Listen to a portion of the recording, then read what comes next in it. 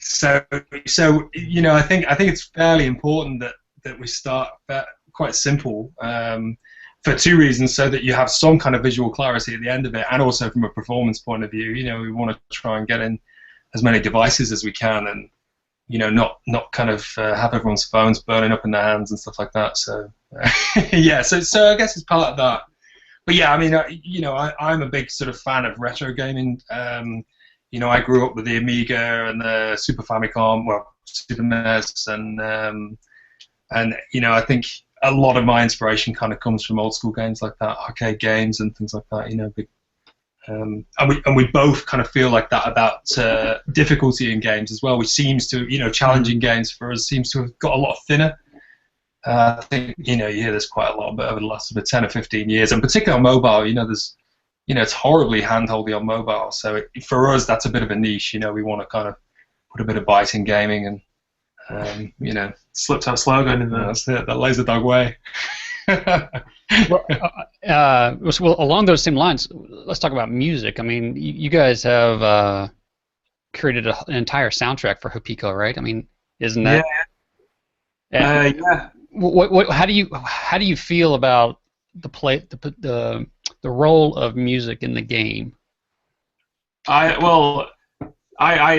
love music in all games. Like I think it makes the game for me really. Like playing Metal Gear Solid back in the day. Like that is an epic game, but with the music, it's like even more epic. So I just think music really adds an extra depth. The same way as it does in film. And I think as soon as you put some music to a game, it can change how it feels.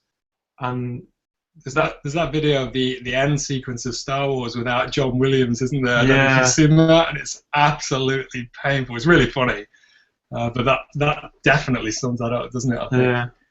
Like when we made Alone, like we started off with it's like really electro orchestral music, and it kind of instantly made the game have much more depth and feel more like faster, didn't it? Faster and more like frantic.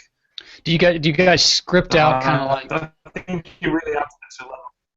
Oh, sorry, we got a little bit of a lag there. Do you guys script out like the emotional appeal? I mean, how do you match the music with the graphics? I mean, I realize that music kind of sells it, but how do you kind of marry the two together? I think the way we do it is we make a prototype.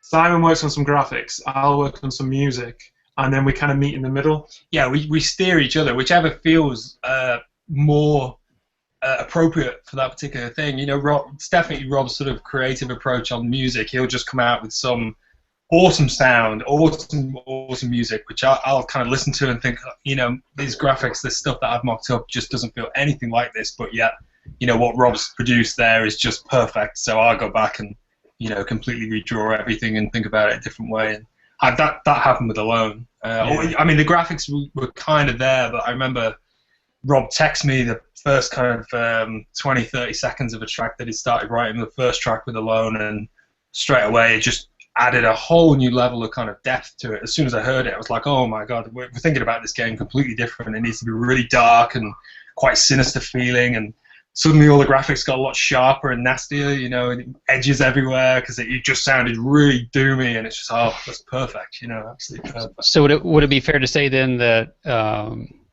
the key to this would be iteration, the fact that you guys can iterate so quickly, you can kind of bounce off each other so fast? Yeah, we're really lucky with that because it's just us two. So yeah, we don't have to, we're not outsourcing things like that. So we can just literally bounce off each other. Yeah, we hate each other regularly, but we bounce off each other as well all week too. So yeah, it's just about works, isn't it? Just about hold together. Yeah, it's great.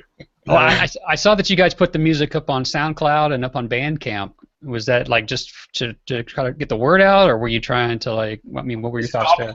The latest one. Is what? Is this for the new game? Yeah. Yeah. HoPiKo. Yeah. There's one on Bandcamp. You can actually buy the tracks on Bandcamp, right? Oh yeah. Well, at first it was I just was absolutely desperate to get some things out there because we were quite secretive with the game for quite a while, and I don't like that. I wanted us to have more content out on Twitter and everything. So and I was making all this music, so I was like, right, let's share it. So I've got my own personal SoundCloud, which I was sharing on there. And the reason we've got a 4-track EP for HoPiKo on Bandcamp, which is a free download, and that was to coincide with us announcing the game. So that's kind of why we did that. It's just basically more content to put out into the public, so more people are talking about it. So when we release more things, there's it's hopefully exponential interest. I saw. Does Bandcamp allow you to buy tracks as well? Yeah. Yeah, I saw that. I saw that, and I thought that's a great option because it gives people the ability to support you outside of the App Store ecosystem. Yeah, exactly. Like, yeah, that's our Christmas fun time fund, isn't it? Yeah, the Bandcamp stuff. Yeah, and that's the Christmas do usually. Well, it's gonna be. Well, it just seems like so many developers are they're wrapped up in the App Store, right? And if it doesn't perform on the App Store, let me just say their sole source of revenue is from the App Store, right? And it seems like being able to put the files out, the music files out, and have people buy the tracks, which people are apt to do, and then having other merchandise, right? It seems like a nice way to kind of monetize the app as well. Yeah, sure. Like, that's one of the things I think we will do. We don't have things like the in-app purchases and adverts in our games as well. So if we can have another way to maybe bring in some revenue, that would be cool. But, okay, so HoPiKo is just a straight up purchase, one-time purchase. Yeah. No in-app purchases. We're launching the game with about 5 stages, which is kind of equivalent of worlds, if you like. It's big. It's really big. I think the feedback we've had so far from people who've played it, have just been shocked that we've managed to get such a big game within sort of 6 months. And we're not shocked at all because we've been hammering it. We're absolutely hammering it to get it. We counted. We've made something like 600 levels, maybe 700 levels. Wow. It's a big game, but yeah, we wanted it to feel more like a game you'd get on a Game Boy or on a console, where it's a full game. And you said there's no in-app purchases? No in-app purchases, yeah. Well, there's no room for it in the game. It's going to be a premium game, so I think it would detract from the gameplay in this style of game. I mean, it fits other games, but I don't think there would have been anywhere to put it in this game. So. I think that's something I've always liked about you guys. I mean, even from the time you put out Puck, so I've been a fan, since then. And I like that you took that stance of, even when you were sort of unknown, you hadn't been featured by Apple yet. You just said, listen, it's a good game. It's still cheaper than a cup of coffee at a premium coffee house. Buy it. I'm curious, and I don't want to derail because you guys are forward-thinking. You're about to launch. I understand. I am fascinated by the whole Puck thing, though. That might be my favorite game of your guys, and I really love it. And I'm curious to hear. I know that Alone was the big success that allowed you to quit the day jobs and do that sort of thing. But and I'm not asking you to get into numbers or anything in private, but how has that been? Because I think Puck was a instance where it was a good game, but it was. Oh, this is Puck. This is Alone. Give you some idea. It's about that.